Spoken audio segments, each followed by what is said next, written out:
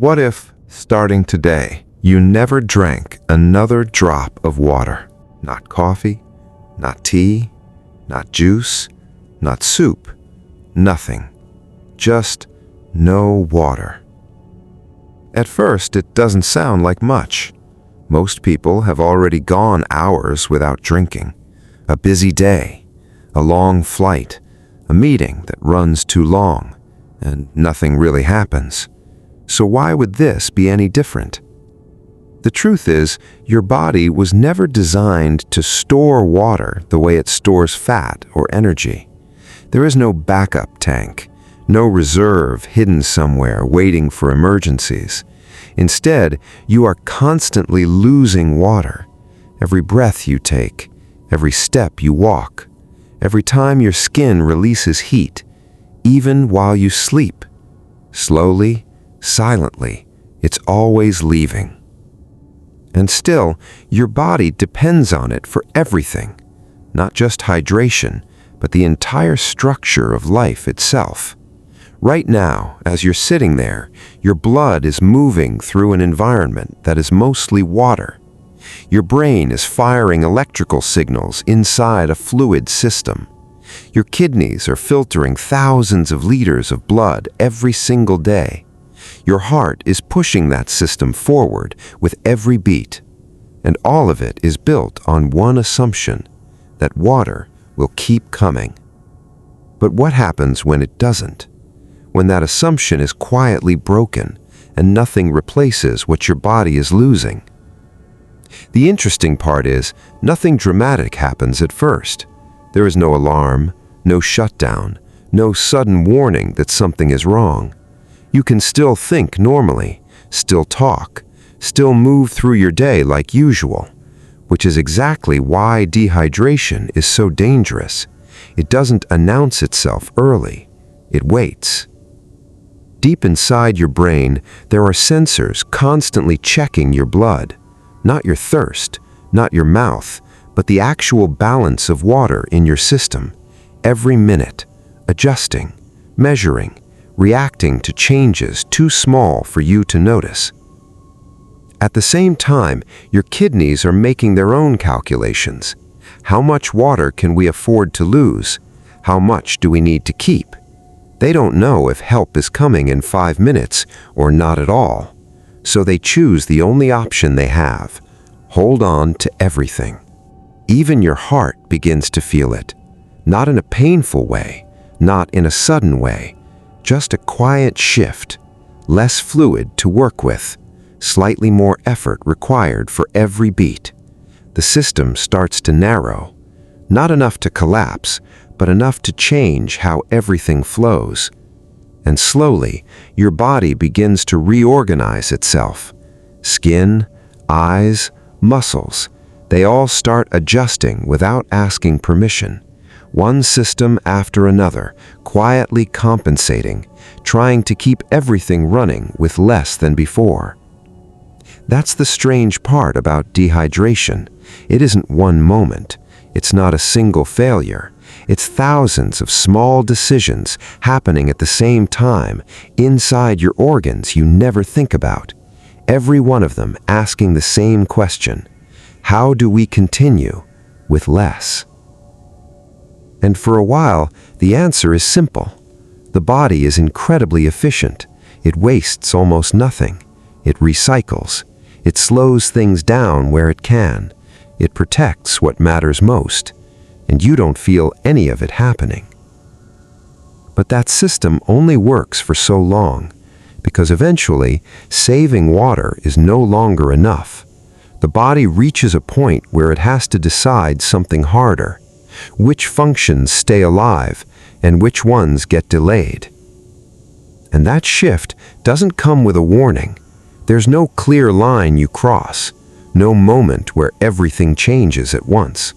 Only a slow transition, where small adjustments stop being enough, and the body starts entering something deeper, a survival mode that becomes harder to reverse with every passing hour. Over the next hours and the next days, we're going to follow that process step by step. how the brain reacts when water slowly disappears from the system, how the kidneys fight to protect every remaining drop, how the blood slowly becomes more concentrated, and why even something as simple as standing up can start to feel unexpectedly difficult. We'll also see why survival time without water is never the same for two people, why heat changes everything, why humidity matters more than most people realize, and why water, more than food, more than energy, is the real limit of human survival. Because this isn't really a story about thirst. Thirst is just the signal. The real story is happening much deeper, inside your blood, inside your organs, inside every single cell, trying to keep you alive for just a little longer. And it begins with the last normal moment, the final sip, when your body still believes another glass of water is coming and doesn't yet know that it won't. The last sip of water. 2 to 6 hours. It begins with something so ordinary you would never think to remember it. One final sip of water. A swallow. A quiet moment. And then, nothing. No more glasses on the table, no bottle in your bag, no cup beside your bed. From this point forward, every drop of water your body uses must come from within. At first, nothing feels different. You stand, you walk, you speak, you breathe exactly as you did a few minutes ago. If someone looked at you, they would see nothing unusual. And that's because your body has not yet run out of water. It has simply stopped receiving more. There is an important difference. The average adult body is made of more than half water. Some organs contain even more. Your brain, your lungs, your muscles, your blood, all depend on water, not simply as something they contain, but as the environment that allows them to function. Water isn't stored for emergencies the way fat is. It is constantly moving, constantly exchanged, constantly recycled. It is less like fuel and more like the current flowing through an electrical system, invisible, continuous, essential. Even before you begin feeling thirsty, water is already leaving your body. With every breath, a tiny amount escapes into the air. Warm air leaves your lungs carrying invisible moisture. Every sentence you speak, every quiet sigh, every yawn costs you a little water. It isn't much, but it never stops. Your skin is doing the same thing. Even if you aren't sweating, water slowly evaporates from the surface. Scientists sometimes call this insensible water loss. You don't notice it, you can't feel it happening. But hour after hour, your body quietly becomes just a little drier. Inside your digestive system, the last water you drank is still making its journey. Some remains in your stomach. Most quickly moves into the small intestine, where it is absorbed into the bloodstream. Within a relatively short time, that final drink has already joined the circulation. For now, everything appears normal. Your blood volume remains almost unchanged. Cells continue receiving nutrients. Oxygen delivery continues uninterrupted. Your heart pumps with the same steady rhythm. Your brain receives exactly what it expects. There is no crisis, only silence. But while everything appears calm, something remarkable is already happening. Tiny groups of specialized neurons deep inside your brain are watching. Not your stomach, not your mouth, your blood. These microscopic sensors constantly monitor how concentrated your blood becomes. not because they care whether you enjoy drinking water, but because concentration determines how easily every cell in your body can function. They measure dissolved salts, minerals, and water itself. The moment the balance shifts, they notice, long before you consciously do. For now, the changes are incredibly small, far too small to make you feel thirsty. But biology rarely waits until problems become obvious. It responds early, quietly, almost invisibly. Meanwhile, your kidneys continue filtering blood. Every single minute, they receive roughly 1/5 of the blood pumped by your heart. That makes them one of the busiest organs in your body. Day and night, without rest, they remove waste while deciding exactly how much water should leave with it. Under ordinary circumstances, this decision is easy. Water is plentiful. Some can be spared. Urine carries dissolved waste out of the body, and more water arrives later through drinking. A simple exchange, one that has repeated itself thousands of times throughout your life. But today, something is different. No replacement is coming. Your kidneys don't know why. They don't know whether you've simply forgotten to drink or whether you're stranded in a desert.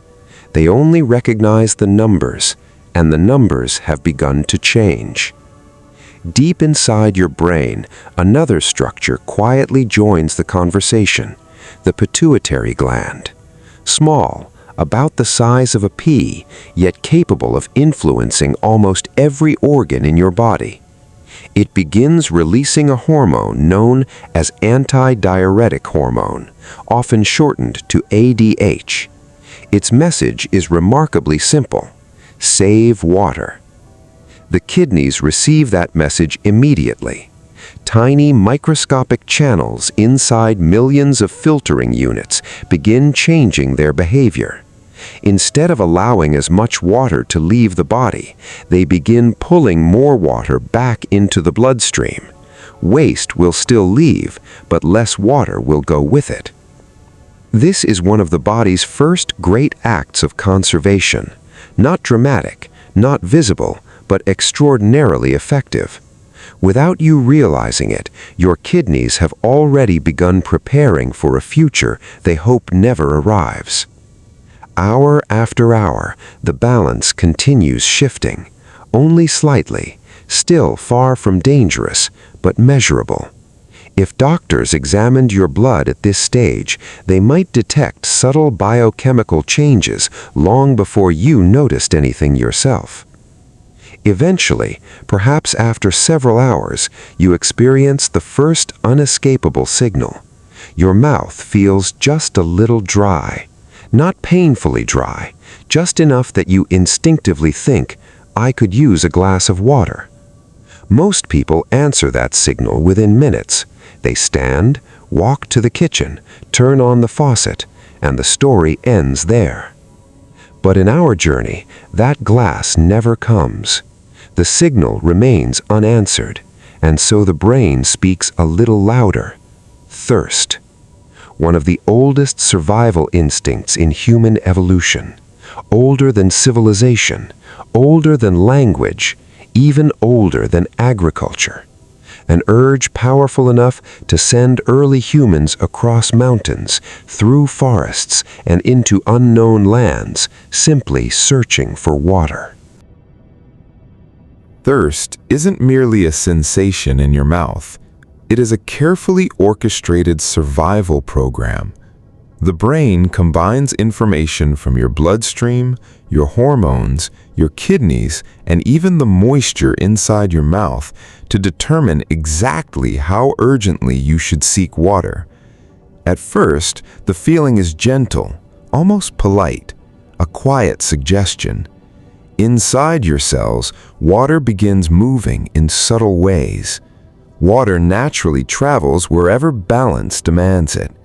If one compartment becomes slightly more concentrated than another, water shifts accordingly. Cell membranes allow this movement constantly, every second, without permission, without thought, simply following the laws of chemistry. This movement helps protect the bloodstream. For now, cells willingly share tiny amounts of water to maintain circulation. It is one of countless invisible compromises happening throughout your body. No single cell understands the entire situation, yet together they create an extraordinary system of cooperation. Your heart notices almost nothing. Its rhythm remains steady. Blood pressure stays within normal limits. Oxygen delivery continues almost unchanged. From the outside, you look perfectly healthy, perhaps even energetic. This is why dehydration can be deceptive. The absence of symptoms does not mean the absence of change. The body often works hardest before you ever realize anything is wrong. Your brain also continues performing normally. Thoughts remain clear, memories form, conversations flow, reaction times remain nearly identical. If you were solving a puzzle, working at a computer, or reading a book, you might never suspect that thousands of microscopic adjustments are already underway. Inside every kidney, millions of nephrons continue making impossible decisions. How much sodium should remain? How much potassium? How much water can safely leave? Every answer affects every other answer. Nothing happens independently. Everything is connected. And perhaps that is the most remarkable truth about the human body. It doesn't solve problems one organ at a time. It solves them all together. The brain communicates with the kidneys. The kidneys influence the bloodstream. The bloodstream changes the chemistry of every organ. Every adjustment echoes throughout the entire body. As the 6th hour approaches, the first phase quietly comes to an end. You are still functioning, still thinking, still walking, still alive in every ordinary sense. Yet beneath the surface, the rules have already changed. Water is no longer something your body spends freely. It has become something precious, something to protect, something to stretch for as long as possible. And this is only the beginning, because over the next several hours, your body will discover that conserving water is much easier than living without it. Hours pass. The feeling of thirst is no longer something you notice only once in a while. It becomes the quiet background of everything you do. You begin swallowing more often, not because there is anything to swallow, but because your brain keeps expecting moisture that never comes. Your lips grow dry. The inside of your mouth becomes sticky. Saliva, which is mostly water, becomes thicker and harder to produce. Speaking for long periods feels strangely uncomfortable. Your tongue may begin sticking lightly to the roof of your mouth. These are small changes, annoying but not dangerous, not yet, because the real story is happening somewhere you cannot feel. Every single cell in your body depends on water, not just as something to drink, but as the environment where life itself happens. Inside every cell, countless chemical reactions take place every second. Proteins are folded, nutrients are transported, waste products are removed, electrical signals are generated. Without enough water, those reactions begin slowing down. Not at once, just enough that your body notices, and immediately it begins protecting the water that remains. One of the first organs to respond is your kidney. Every minute, blood flows through millions of microscopic filters. Normally, those filters remove waste while allowing plenty of water to leave as urine.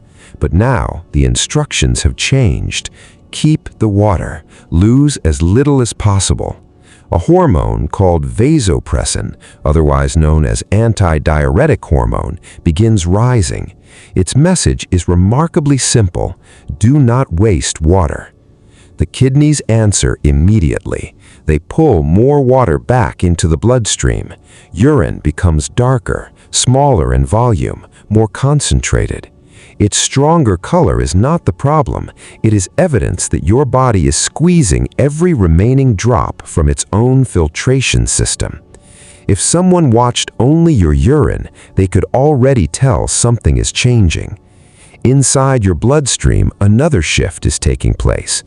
Blood is not just cells. More than half of its volume is plasma, and plasma is mostly water. As dehydration progresses, plasma volume slowly decreases. Imagine a river. When the water level drops, the river does not disappear. It simply becomes narrower, flows more slowly, and carries everything in a tighter space. Your blood begins behaving in a similar way. It becomes slightly more concentrated. The heart notices. Blood pressure begins to drift downward, not dramatically, just enough that tiny sensors inside major blood vessels detect the change. Once again, the body answers. Your heart beats a little faster, not because it is failing, because it is compensating. Every beat must keep oxygen reaching billions of cells. If there is less circulating fluid, the heart works harder to move it. You probably would not notice this while sitting quietly, but stand up too quickly, and something unusual may happen. For a brief moment, your vision dims. Perhaps you feel slightly lightheaded. Maybe the room seems to move for a second. That happens because gravity briefly pulls blood away from your brain, and with less fluid available, your circulation needs an extra moment to catch up. Most people recover within seconds. The body adjusts, again, always adjusting. Meanwhile, your skin begins changing too. Healthy skin contains a surprising amount of water. It relies on hydration to remain flexible, soft, resilient. As water becomes scarce, your body gives priority to more important organs: the brain, the heart, the kidneys. The skin moves lower on the list. Its surface gradually loses moisture. It may begin feeling rough, dry, less elastic. If you gently pinch the skin, it may not spring back quite as quickly as before. Tiny details, easy to ignore, but together they reveal a body quietly shifting its priorities. Even your eyes notice the shortage. Tears are produced continuously, not only when you cry, but every time you blink. A thin layer of moisture protects the surface of the eye. When dehydration continues, tear production can decrease. Your eyes may begin feeling dry, irritated, as though there is dust inside them. Blinking helps, but only for a moment. The shortage remains. Then comes something many people do not expect: hunger, or rather, confusion between hunger and thirst. The brain regions controlling these sensations communicate closely. Sometimes, when water is what your body truly needs, it produces a feeling you interpret as hunger instead. People often eat when what they actually require is a glass of water. But in our journey tonight, there is no water coming, so neither food nor rest solves the growing imbalance. Inside the brain, cells monitor the concentration of sodium in your blood. As water disappears, that concentration slowly rises.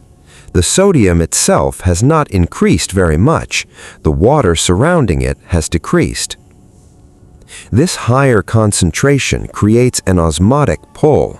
Water begins moving out of certain cells toward the bloodstream, trying to stabilize circulation. Even brain cells are not exempt. Tiny amounts of water leave them. They shrink ever so slightly. You cannot feel individual neurons shrinking, but your brain notices the overall effect. Thirst becomes stronger, much stronger. Finding water is no longer just a suggestion. It is becoming your brain's highest priority. From an evolutionary perspective, this makes perfect sense. Our ancestors could survive for weeks without food, but not for long without water. The nervous system knows this. Long before conscious thought, your biology is already working to solve the problem. If water suddenly appeared in front of you, drinking would feel incredibly rewarding, not simply because it tastes good, but because powerful survival circuits would activate inside your brain. Relief, pleasure, safety, all connected to one simple act: taking a drink. As the first day moves closer to its end, you may begin noticing another subtle change: concentration. Tasks that normally feel easy start requiring more effort. You reread the same sentence, lose your train of thought, forget why you entered a room. These are not dramatic memory failures. They are the earliest signs that your brain is operating with fewer resources than usual. Even mild dehydration, just a small percentage of body weight lost as water, can measurably affect attention, reaction time, and mental performance. Your brain is still functioning, it simply has to work harder. Imagine trying to think while someone slowly turns down the brightness in the room. Everything remains visible, just not as clearly, not as effortlessly. And throughout all of this, your body continues making thousands of invisible decisions every second. Protect the brain, protect circulation, protect the kidneys, reduce unnecessary losses, preserve life. Nothing about these adaptations feels dramatic. There is no alarm, no sudden collapse, only quiet adjustments, each one buying a little more time. Time is exactly what the human body is trying to purchase, with water that it no longer has. Tomorrow, the challenge becomes much greater, because eventually, conservation is no longer enough. There simply isn't enough water left to conserve. The second day begins quietly. If someone looked at you from across the room, they might not immediately realize anything was wrong. You are still walking, still breathing, still thinking. Life appears almost normal, but appearances can be remarkably misleading, because by now, your body has entered a completely different stage of dehydration. The emergency systems that activated yesterday are no longer temporary responses. They are becoming your new operating mode. Every drop of water has become valuable. Every organ has begun competing for the same shrinking resource. And although your body continues fighting to maintain balance, the cost of that fight is rising with every passing hour. The sensation of thirst is now impossible to ignore. Yesterday, it came and went. Today, it stays, constantly. Your mouth feels dry even moments after swallowing. Your tongue feels heavier. Your lips may begin to crack. You find yourself imagining cold water, the sound of pouring water, even the feeling of condensation on the outside of a glass. Your brain is becoming intensely focused on one objective: find water. This isn't weakness, it is evolution. Over millions of years, the human brain developed powerful reward systems that prioritize whatever is most necessary for survival. When you're hungry, food becomes more appealing. When you're cold, warmth becomes comforting. When you're dehydrated, water becomes almost impossible to stop thinking about. The brain deliberately narrows your attention because survival depends on it. Meanwhile, inside your bloodstream, another important change is unfolding. Remember that blood plasma is mostly water. As plasma volume continues to decline, your blood becomes more concentrated. Not thick like syrup, That is an exaggeration often repeated online, but concentrated enough that your cardiovascular system must work harder to keep circulation stable. Your heart responds the only way it can. It beats faster, even while resting. Each contraction must push a smaller volume of blood efficiently through nearly 100,000 kilometers of blood vessels. This extra work may seem small, but hour after hour, it begins adding up. Standing becomes more difficult. Walking requires more effort. Climbing stairs suddenly feels surprisingly exhausting, not because your muscles have become weaker overnight, but because delivering oxygen and nutrients has become more challenging. Your heart is compensating continuously, without stopping. If you were wearing a heart rate monitor, you would probably notice the difference. Your kidneys, still determined to preserve every remaining drop, have become even more aggressive. Urine output falls dramatically. What little urine is produced becomes extremely concentrated, dark amber, sometimes almost brownish. This is not simply discoloration.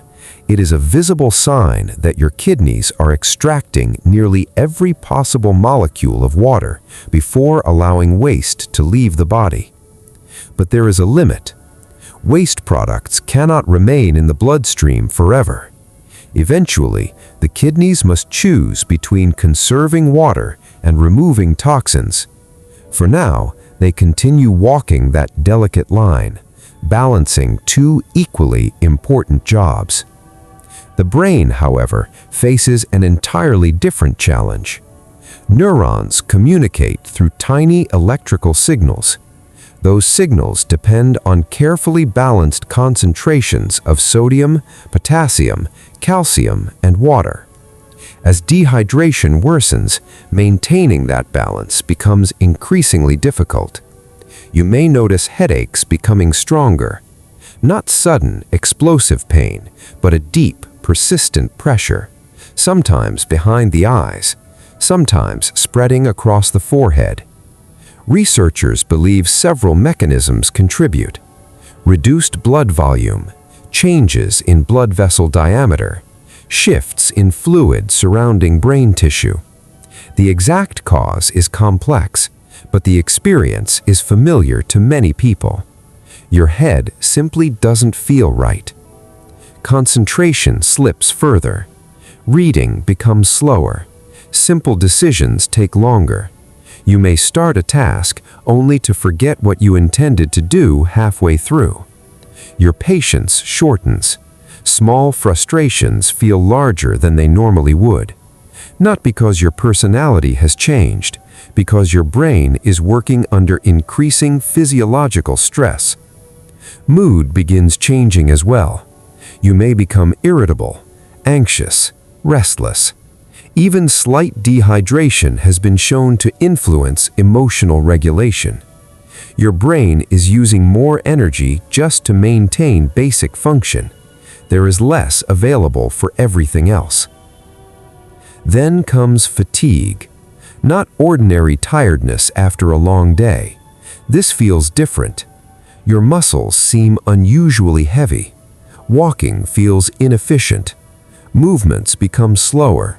You instinctively avoid unnecessary activity.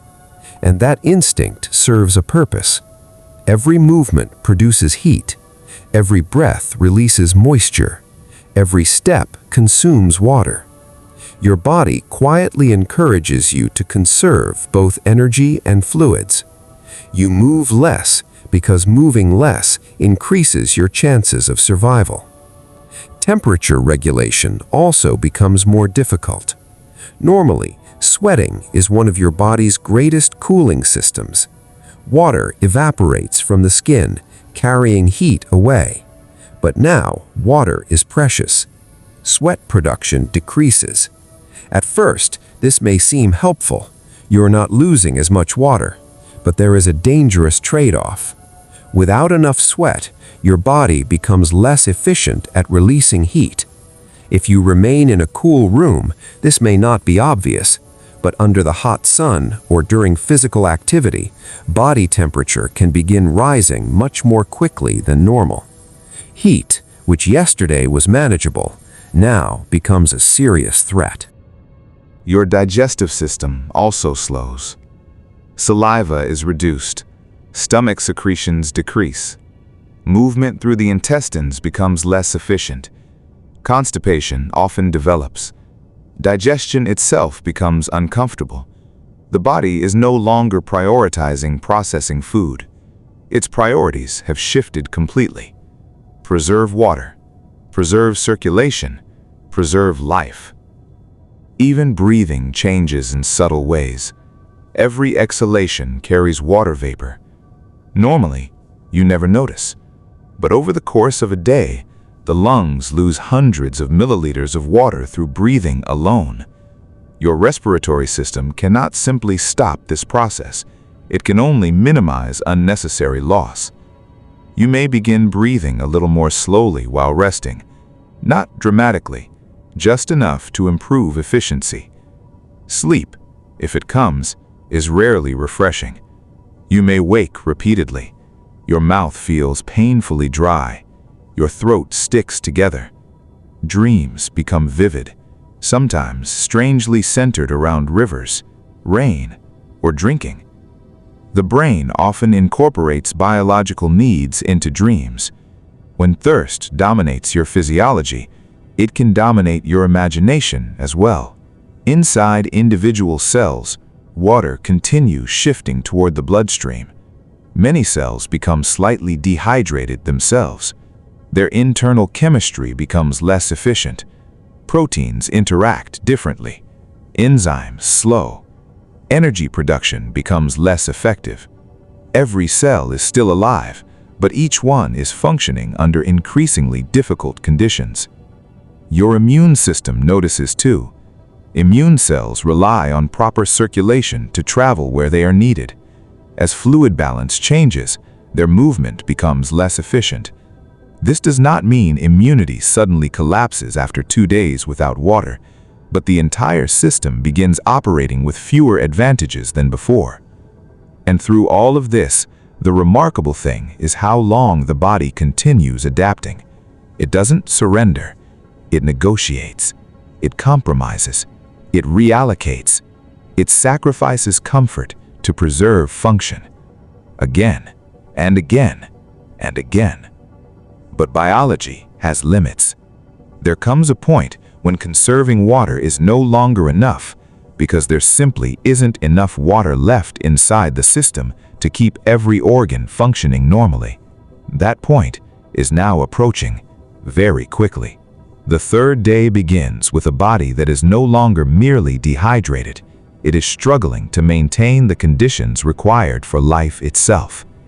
By now, every organ has been living under increasing stress for nearly 72 hours. The emergency responses that once protected you are beginning to reach their limits. Your body has spent the last 2 days buying time. Now, it must decide where the remaining water will go. And whenever resources become limited, biology follows one simple rule. The most essential organs come first. Everything else waits or suffers. If you were to look in a mirror, the changes would be easier to recognize. Your face may appear drawn. Your eyes seem slightly sunken. Your skin looks dull, less vibrant than before. Your lips are deeply cracked. Your mouth feels dry almost continuously. Speaking for more than a minute can become uncomfortable. Every swallow reminds you that there is almost no moisture left. But these visible changes are only the surface. Inside your circulation, blood volume has fallen even further. The heart continues beating faster, trying to compensate. Yet compensation has its limits. With less circulating fluid, maintaining blood pressure becomes increasingly difficult. Standing up can produce intense dizziness. Some people would briefly lose consciousness, not because the brain has stopped working, but because it is receiving less blood than it needs for those few critical seconds. Gravity, something you never normally think about, has become another challenge. Simply changing position requires effort. Your body instinctively encourages you to lie down, to stay still, to conserve what little remains. Inside your kidneys, the situation is becoming increasingly dangerous. For 2 days, they have concentrated urine to extraordinary levels. Now, there is almost nothing left to concentrate. Urine production may become extremely small, sometimes only a few drops. Waste products such as urea and creatinine begin accumulating more rapidly in the bloodstream. The kidneys are still working, but they are being forced to perform an impossible balancing act: remove toxins without losing water. Eventually, physics wins. There simply isn't enough fluid available to accomplish both. Meanwhile, your blood chemistry continues changing.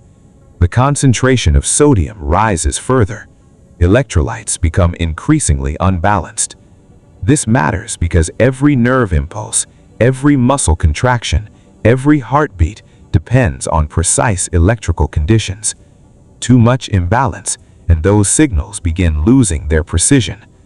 Muscles may cramp unexpectedly. Your hands may tremble. Small involuntary twitches become more noticeable, not because the muscles themselves are damaged, but because the electrical instructions reaching them are becoming less reliable. Your brain feels these changes most intensely. Water normally cushions brain tissue and supports the environment surrounding billions of neurons. As dehydration progresses, brain cells lose additional water. The brain shrinks slightly within the skull, only by a tiny amount, but enough to stretch pain-sensitive membranes. This is one reason dehydration headaches can become so severe. The pain is no longer simply uncomfortable, it becomes exhausting. Thinking clearly grows increasingly difficult. Simple arithmetic may suddenly feel complicated. Following a conversation requires concentration. Finding the right word takes longer. You pause more often. Your thoughts seem slower, as though they are moving through thick fog. Memory begins suffering as well. You may repeat questions, forget recent events, lose track of time. Not because memories disappear, but because your brain struggles to process new information efficiently. Your mood changes again. Irritability may give way to apathy. The emotional energy required for frustration simply isn't there anymore. Many people become unusually quiet, withdrawn, focused only on immediate needs. The world becomes smaller. Water, shade, rest. Everything else fades into the background. Vision can also begin changing. Reduced circulation affects the tiny blood vessels supplying the eyes. Your eyes remain painfully dry. Blinking offers little relief. Some people notice blurred vision, particularly when standing or moving quickly.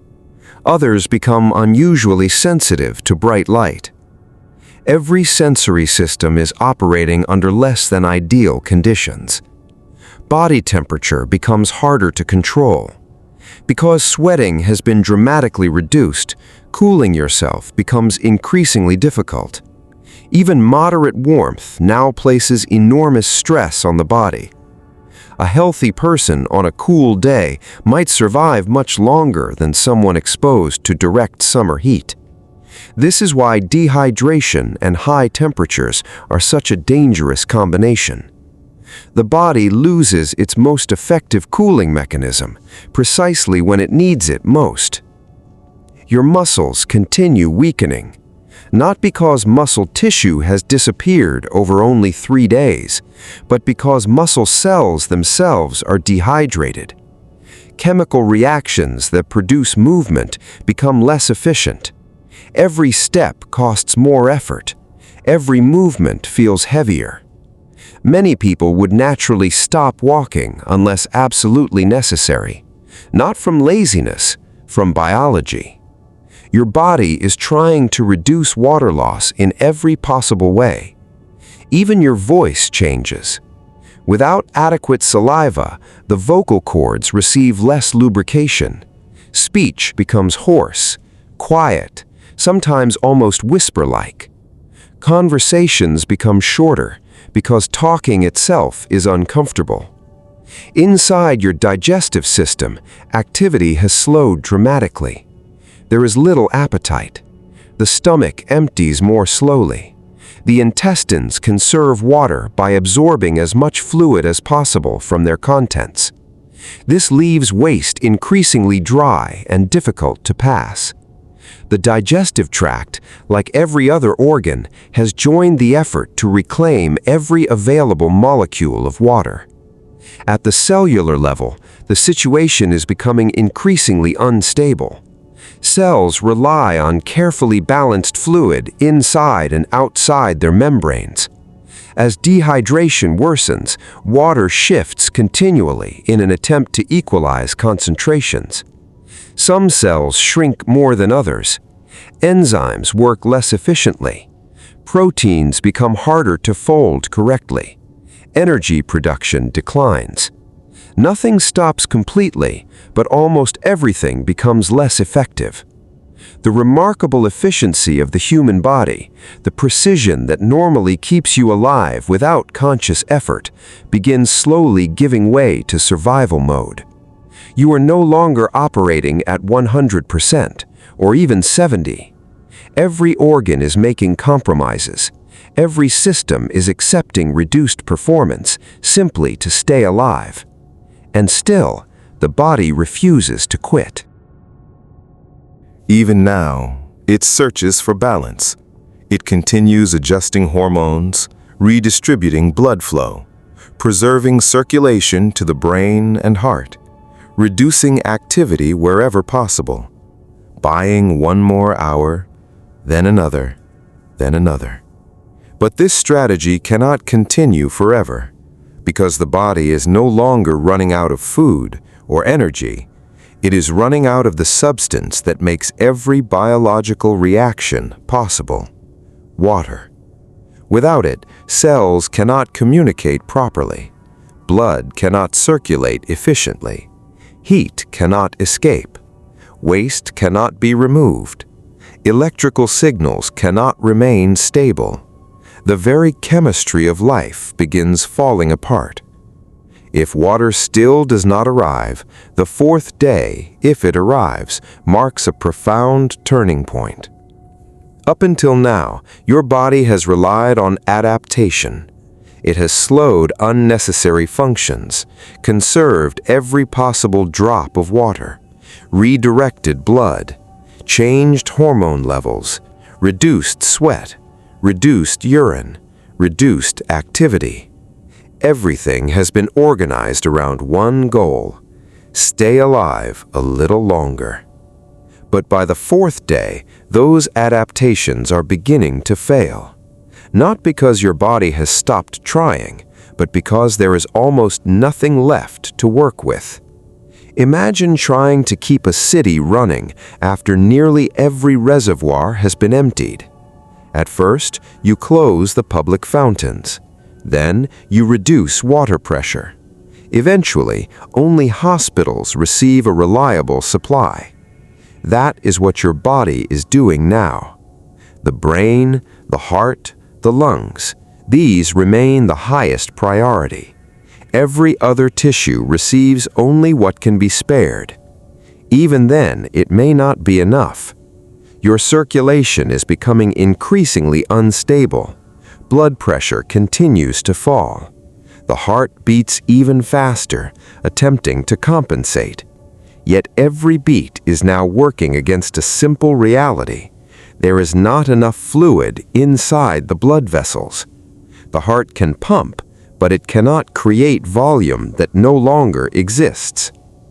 This reduced circulation affects every organ. Your hands and feet may feel unusually cold despite being severely dehydrated. The body narrows blood vessels near the skin, trying to preserve blood flow to deeper organs. The skin itself becomes cooler, paler, less flexible. It is another sacrifice made in the name of survival. Your kidneys, which have worked relentlessly since the first day, are approaching exhaustion. Urine production may nearly stop. This condition is called oliguria, or in extreme cases, anuria. Without enough blood reaching the kidneys, their filters cannot perform normally. Waste products rise steadily inside the bloodstream. Electrolytes drift further from their healthy ranges. The body is slowly becoming more chemically unstable. This instability reaches the nervous system. Electrical activity depends on precise concentrations of sodium, potassium, calcium, and water. When these balances shift too far, the nervous system begins making mistakes. You may notice your hands shaking more frequently. Muscle cramps become stronger. Coordination declines. Simple movements, like fastening a button or picking up a small object, require more concentration than before. Walking becomes uncertain, not because your muscles have forgotten how to move, but because the communication between brain, nerves, and muscles is becoming less reliable. Your thoughts continue slowing. Long conversations become difficult to follow. You pause in the middle of sentences, sometimes searching for words that normally come effortlessly. Time itself may begin feeling strange. Minutes seem longer. Hours blur together. The brain, deprived of its ideal environment, is conserving energy wherever it can. Sleep, if it comes at all, offers surprisingly little relief. Your body cannot repair itself without water. Instead, you may drift between brief periods of shallow sleep and repeated awakenings. Your mouth feels painfully dry. Your heartbeat feels unusually noticeable. You wake not feeling refreshed, but simply still alive. Your eyes continue drying. Vision may become intermittently blurred. Some people describe difficulty focusing. Others notice that bright light feels almost painful. Even blinking becomes uncomfortable. The protective tear film that normally coats the eye has become increasingly difficult to maintain. Breathing itself contributes to the problem. Every breath you exhale carries moisture into the air. Thousands of breaths every day, each one taking a tiny amount of water with it. Normally, you never think about this. Now, every breath represents another unavoidable loss. Your body cannot stop breathing, so it accepts the cost. The digestive system has become almost silent. Appetite has largely disappeared. Food no longer seems appealing. Even if food were available, eating without water would provide little benefit. Digestion itself requires fluid. Absorption requires fluid. Transporting nutrients requires fluid. The body understands this. Water remains the only priority. Inside every organ, cells continue shrinking as they lose water. Proteins function less efficiently. Enzymes slow. Repair processes are postponed. The body has entered a state where maintaining existing function is far more important than building or repairing anything new. Imagine a household facing an extreme financial crisis. The family stops buying new furniture. They postpone repairs. They cancel vacations. They focus only on paying for electricity, heat, and food. Your body is making similar decisions. Growth can wait. Repair can wait. Long-term health can wait. Only immediate survival matters now. But survival is becoming increasingly fragile. The liver, which performs hundreds of chemical tasks every minute, is also working under difficult conditions. It continues processing toxins, managing nutrients, producing essential proteins. Yet every one of these reactions depends on water. Efficiency falls, not dramatically all at once, but steadily, quietly, relentlessly. The immune system also slows. White blood cells still exist. They still defend the body. But transporting immune cells through a shrinking circulatory system becomes increasingly difficult. The body is no longer operating with comfortable reserves. Every system is working with less water, less circulation, less flexibility, less margin for error. Emotionally, many people would now appear distant. Speech becomes limited, not necessarily because they choose silence, but because conversation requires energy. Thought requires energy. Even expressing emotion requires a functioning brain with adequate blood flow.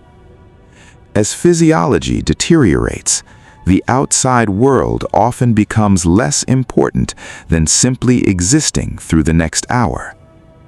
And still, the body refuses to surrender. It continues adjusting.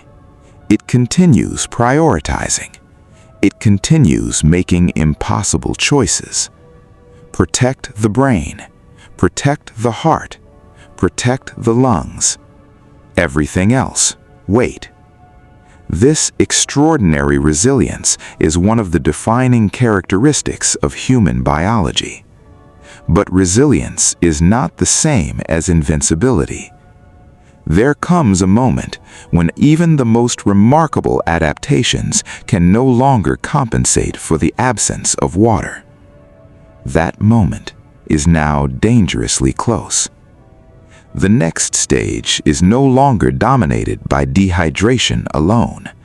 It is dominated by the consequences of organs beginning to fail, one by one, under the weight of a problem they can no longer solve. The fifth day, for most people, is approaching the outer limits of human survival without water. Some individuals, under unusually cool conditions with almost no physical activity, have survived longer. Others, especially in hot environments, may never reach this point. That is because there is no exact countdown. Age, health, temperature, humidity, body size, and activity level all influence how long the body can endure. But regardless of the timeline, the biology follows the same path. By now, the body is no longer simply conserving water. It is beginning to lose the ability to maintain its own internal balance. This balance has a name: homeostasis. It is the quiet process that keeps your temperature stable, your blood pressure within a safe range, your heartbeat regular, your brain functioning, and every cell surrounded by exactly the right amount of fluid. For your entire life, homeostasis has worked silently. You never had to think about it. Now, it is beginning to unravel. Blood pressure has become increasingly difficult to maintain. Even while lying down, circulation may be inadequate. The heart continues racing, not because it wants to, but because it has no other option. Each heartbeat is an attempt to deliver oxygen to organs that are receiving less blood than they need. This constant effort demands energy. Ironically, the heart itself also depends on proper blood flow. The harder it works, the more oxygen it requires. The less blood available, the harder that becomes. The kidneys are now in critical condition. Without sufficient blood reaching their microscopic filters, they begin shutting down. Waste products that should have been removed hours ago continue accumulating. Urea rises, creatinine rises, acids begin building inside the bloodstream. The body's chemistry drifts farther away from the narrow range compatible with normal life. The brain feels these changes immediately. Confusion becomes much more pronounced. Thoughts are no longer simply slower. They may become disorganized. Questions are repeated.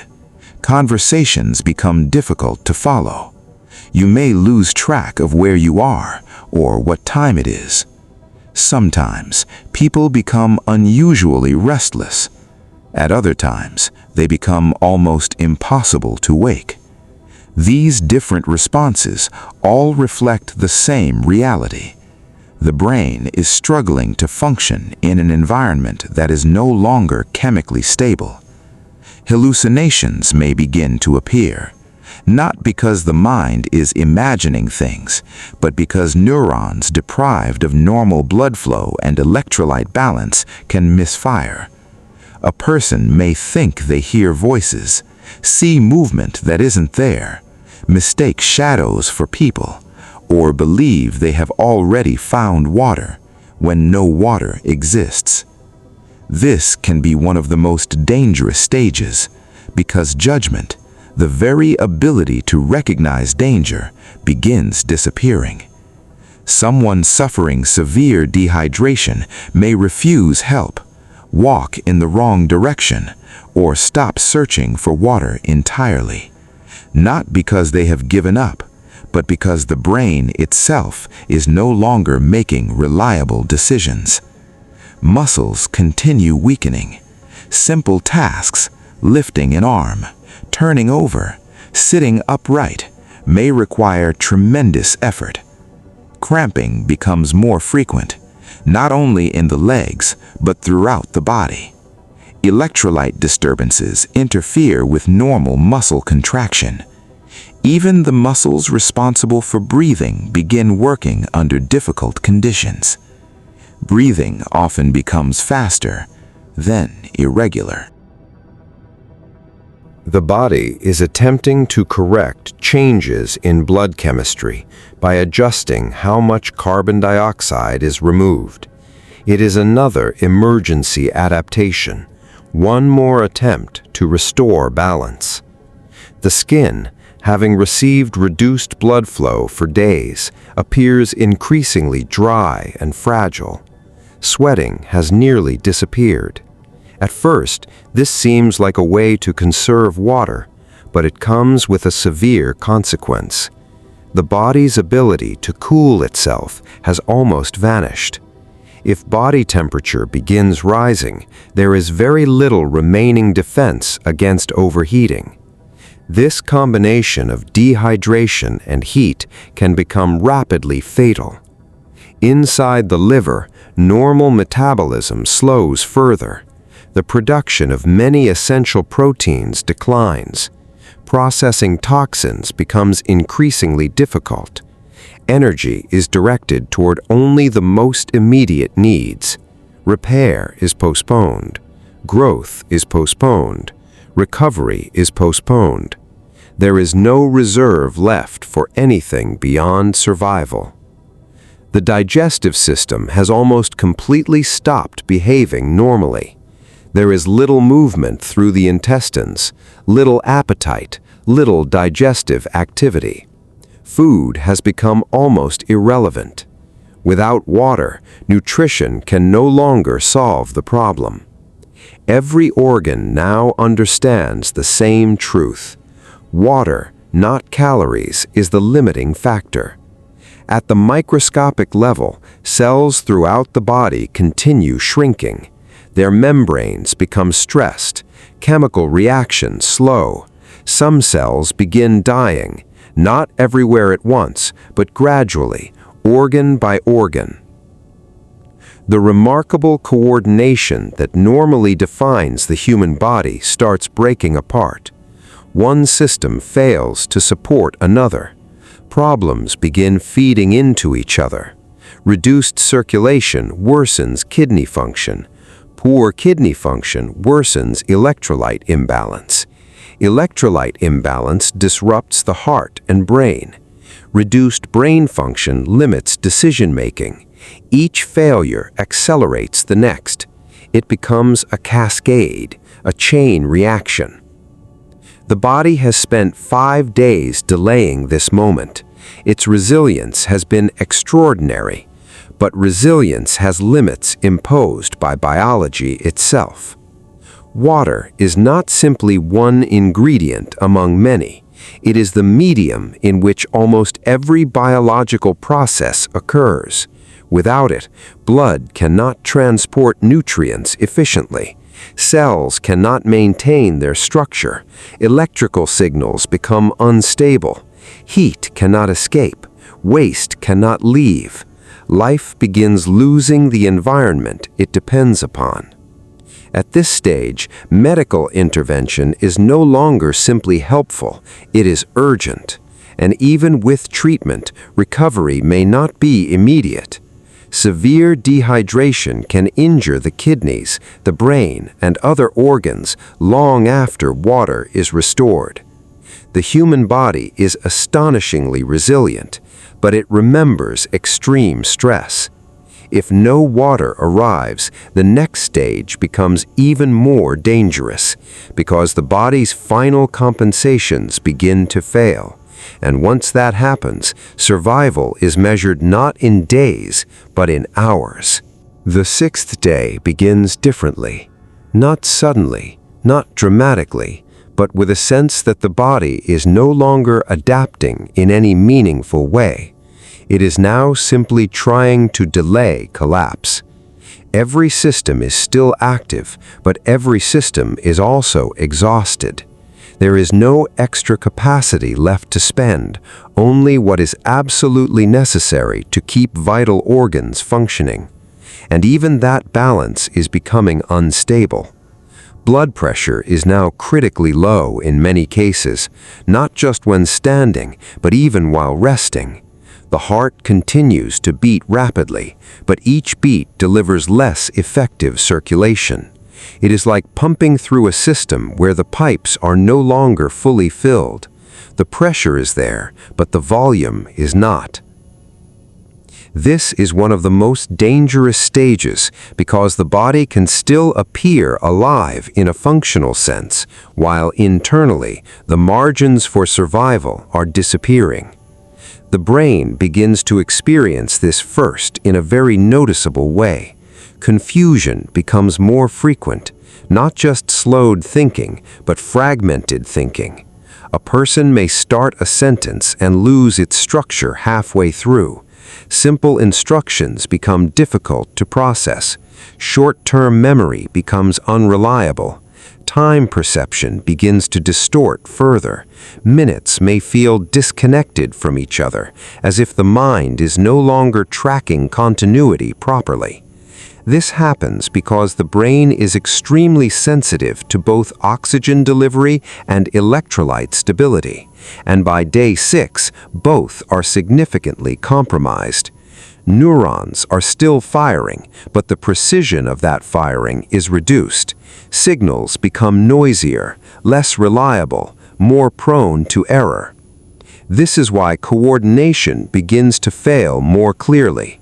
Walking becomes unstable. Balance is affected. Small movements require conscious effort that normally happens automatically. Even sitting upright for long periods can feel difficult. The body is now conserving energy in the most aggressive way yet. Non-essential muscle activity is minimized. Even subtle postural adjustments are reduced. Stillness becomes the default state, not because of rest, but because movement is too expensive. The kidneys at this stage are under extreme stress. Blood flow to them is critically reduced. Urine production may be nearly absent. Waste products accumulate at a faster rate than they can be cleared. This leads to a worsening internal environment in the bloodstream. Acidity increases, electrolyte imbalance deepens. The chemical stability required for normal nerve and muscle function becomes harder to maintain. The heart is directly affected by this instability because cardiac rhythm depends on precise electrolyte gradients. When those gradients shift too far, the heart becomes more vulnerable to irregular beats. Not necessarily immediately fatal in every case, but increasingly unstable. Each system is now influencing the others in a tightening loop of stress. The brain affects breathing. Breathing affects oxygen levels. Oxygen levels affect the heart. The heart affects kidney perfusion. The kidneys affect blood chemistry, and blood chemistry affects the brain again. It becomes a closed feedback loop with no system strong enough to fully stabilize the others. Meanwhile, temperature regulation is now extremely compromised. Sweating is almost completely absent. This conserves water but removes the body's primary cooling mechanism. Even mild heat exposure can now become dangerous. The body is walking a very narrow line between conserving fluid and overheating internally. Skin becomes even more fragile, dry, cool to the touch in some areas, not because the body is cold, but because circulation is too weak to maintain normal warmth distribution. Muscle tissue continues to weaken, not suddenly, but progressively. Protein breakdown begins contributing more significantly to energy needs. This is not a preferred pathway, but a necessary one when fat and water availability are both critically reduced. Strength declines further. Simple movements may require full concentration. Even holding the head upright can feel tiring. Speech becomes slower, sometimes fragmented. The voice itself may sound weaker due to reduced lubrication of the vocal cords. Inside the cells, the situation is now severe. Water loss has affected intracellular structure. Enzyme efficiency is reduced. Energy production pathways are compromised. Cells are functioning, but far below optimal efficiency. And some cells, in more vulnerable tissues, begin to fail entirely. This does not mean total organ failure yet, but it signals that the margin between survival and breakdown is now extremely thin. The immune system is also significantly weakened at this point, not completely shut down, but operating at minimal capacity. The body cannot afford to allocate resources to defense in the same way as before. Everything is now redirected toward immediate survival. Even emotional processing is heavily affected. Many individuals in this state appear emotionally flat, not because emotions are gone, but because the brain does not have enough stable energy to maintain complex emotional regulation. Apathy can appear, not as a psychological choice, but as a physiological limitation. And through all of this, one thing remains consistent. The body continues to resist collapse. It continues to prioritize the brain and heart above all else. It continues to redistribute what little fluid remains again and again in an attempt to maintain just a little more time. But by the end of the 6th day, that time is no longer measured in days. It is measured in shrinking hours of stability. And if no water is restored soon, the final compensations the body relies on begin to fail one by one. By the 7th day, the body is no longer operating in a state of adaptation. It is operating in a state of collapse prevention. There is a subtle but critical difference. Adaptation implies stability, a system adjusting to maintain balance. But now, balance itself has been lost. What remains is a series of last resort mechanisms, each one trying to keep the most essential functions alive for just a little longer. The brain, the heart, and what remains of circulation are now the only priorities the body is fully protecting. Everything else has been reduced, minimized, or temporarily shut down. Blood pressure is critically low. In many cases, even small movements can trigger near-complete drops in circulation to the brain. Standing up is no longer just difficult, it can be dangerous. The brain, receiving insufficient blood flow, begins to struggle with continuity of awareness. Moments of clarity are interrupted by confusion. Thoughts do not form smoothly anymore. They appear in fragments, then fade, then return again without clear structure. Short-term memory becomes extremely unreliable. A person may repeat the same question without realizing it, or forget what they were doing within seconds. This is not mental decline in the psychological sense. It is the direct result of insufficient hydration and unstable blood chemistry affecting neuronal function. Electrolyte imbalance now plays a major role. Sodium and potassium concentrations have drifted far from their ideal ranges. These ions are essential for electrical signaling in the brain and muscles. When their balance is disrupted, signals become erratic, not fully blocked, but distorted. This is why coordination becomes severely impaired. Walking may no longer be possible without assistance. Even sitting upright requires effort. The body instinctively moves towards stillness because movement consumes energy and fluid that can no longer be easily replaced. The heart continues to beat, but each contraction is now operating under extreme strain. There is not enough circulating volume to maintain stable pressure, so the heart compensates by increasing rate, but this only partially solves the problem. It is trying to push fluid that is no longer present in sufficient quantity. At this stage, circulatory efficiency is dangerously compromised. The kidneys, which were once central to fluid regulation, are now functioning at minimal levels. Urine output may be nearly zero. Waste products accumulate in the bloodstream at higher and higher concentrations. This affects every organ system. But the brain is especially sensitive. Toxic buildup combined with electrolyte imbalance leads to further cognitive disruption. Confusion deepens. Attention collapses. In some cases, hallucinations may become more pronounced. The brain attempts to interpret faulty signals, filling in gaps that are no longer accurate. Reality perception becomes unreliable. This is one of the most dangerous stages because decision-making is severely impaired. A person may no longer recognize their own condition or understand the need for urgent water intake, even if it were available. Temperature regulation is now critically compromised. Sweating is almost completely absent. This prevents further water loss, but also removes the body's primary cooling mechanism. Even mild increases in environmental temperature can become life-threatening. The body can no longer efficiently release heat.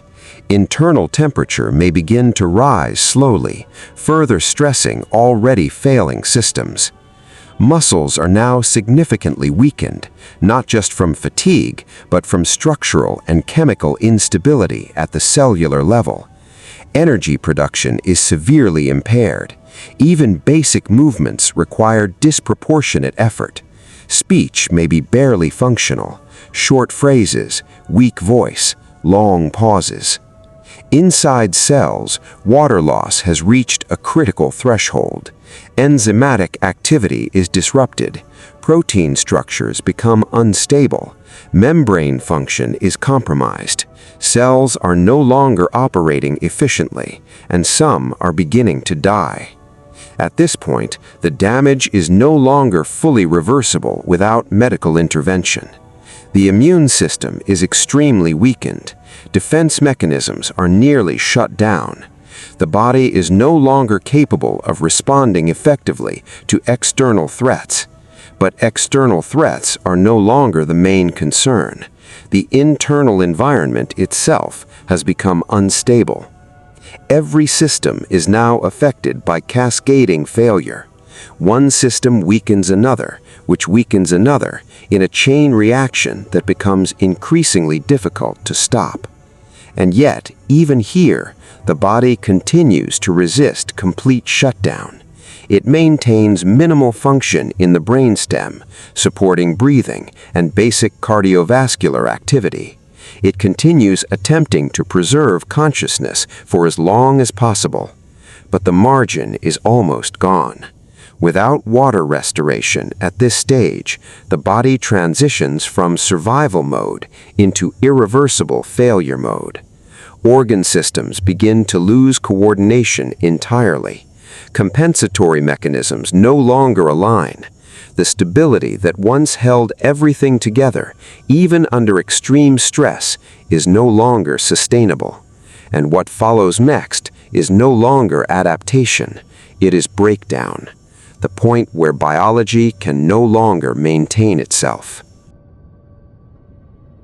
At this stage, the body is no longer trying to function normally. It is now only trying to stay alive for as long as physically possible. There is no longer a sense of stable systems, only fragments of function held together by the most basic survival circuits in the brainstem. The higher brain regions, those responsible for clear thinking, planning, memory, and awareness, are now severely impaired. What remains is a reduced, fragile level of consciousness, not fully unconscious, but no longer fully present either. The body is still breathing, but even that rhythm may become irregular, not because the lungs have stopped working, but because the brain's control over them is destabilized by severe electrolyte imbalance and reduced oxygen delivery. The heart continues to beat, but each beat is now occurring in an environment that is chemically unstable. Small shifts in potassium or sodium levels can affect electrical conduction in cardiac tissue. This increases the risk of dangerous rhythm disturbances, not as a sudden event, but as a gradual loss of stability. Circulation is now critically insufficient. Blood pressure is extremely low. Organs are receiving only minimal perfusion. The kidneys are effectively no longer able to perform their filtering role. Waste products continue to accumulate. The blood becomes increasingly toxic to the body itself. At the same time, the brain is experiencing severe metabolic stress. Neurons are extremely sensitive to both oxygen deprivation and electrolyte imbalance. As this continues, conscious awareness becomes fragmented. There may be periods of confusion, followed by periods of near unresponsiveness, then brief moments of partial clarity before fading again. This is not a steady decline. It is an unstable oscillation between remaining function and systemic failure. Muscles are now profoundly weakened. Even simple reflexes may be reduced. The body is conserving what little energy remains for only the most essential processes: breathing, minimal circulation, basic neural activity. Everything else has effectively been shut down. Temperature regulation is no longer functional. The body cannot respond properly to heat or cold. Internal temperature may drift away from normal range, further destabilizing cellular processes. At the cellular level, the situation has reached a critical threshold. Water depletion has caused structural failure in many cells. Membrane integrity is compromised. Enzyme systems are disrupted. Mitochondrial energy production is severely impaired. Some cells have already died, and others are no longer functioning normally. When enough cells in critical organs begin to fail, those organs can no longer sustain their role in the body. This is the beginning of multi-system failure. The brain can no longer coordinate all bodily functions. The heart is struggling to maintain effective circulation. The kidneys are non-functional. The liver is overwhelmed. The digestive system is inactive. The immune system is essentially offline. At this stage, even if water were suddenly introduced, recovery would not be immediate, because the damage is no longer just about dehydration.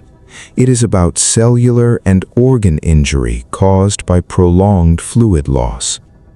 The body is now in a state where survival depends on immediate medical intervention. Intravenous fluids, electrolyte correction, careful stabilization of circulation and organ function. Without it, the downward progression continues, and eventually, the body reaches a final point where even its most basic systems can no longer maintain coordination, not because the body failed suddenly, but because every system has been pushed beyond the limits of what biology can sustain without water. Water is not just something the body uses, it is the environment that makes life possible. Every heartbeat, every thought, every breath, every movement, every single cellular reaction depends on it. Without it, the body does not just get thirsty, it slowly loses the ability to maintain itself, quietly, step by step, until adaptation is no longer enough. If you're still here, thank you for staying through this journey. Take a moment now to rest your mind. Let your breathing slow down naturally, and let your body settle. Because everything we explored tonight was not just about survival, but about how finely balanced life truly is.